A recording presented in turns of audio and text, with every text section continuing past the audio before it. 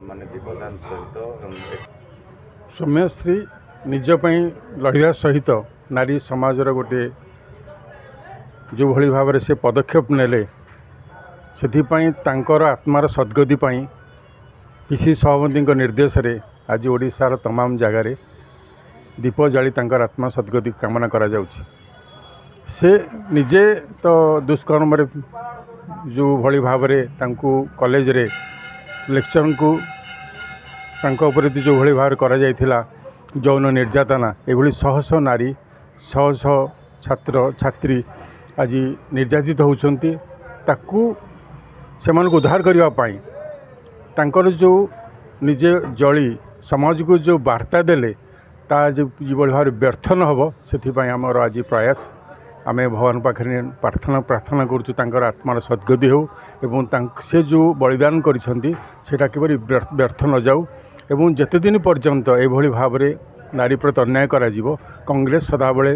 नारी सहित अच्छी एवं तांको न्याय पर्यंत संग्राम ही करिवो। सौम्यश्री 6 मास धरी सरकार को प्रशासन कहया सत्वे सरकार नीरव रहिले एवं ता जड़े बलिदान दबा परे मध्य रेगुलार प्रतिदिन एभली भाव चलीची यदि आकू सरकार न रोकी पारिबे ताहले जनसाधारण निश्चित भाव तार जवाब मागिबे एवं आगामी दिन में निश्चित भाव तांको बहुत बड़ क्षति सहयोग पड़ो। देखंतु तांकर नारी को सुरक्षा देवा तांकर जो निर्वाचन इस्ताहार प्रथम थिला गोटे इस्ताहार रे नारी को सुरक्षा देवा तांकर प्रथम कर्तव्य एवं से जो दीप जाली निजे असहाय उपलब्धि करुँच से गादी छाड़देवा दरकार जे आमे नारी को सुरक्षा दे पारूँ बर्तमान गादी छाड़ुछु पुणी निर्वाचन हम जनसाधारण जहाँ उपयुक्त भावे ताकू भोट देवे तमें गादी रही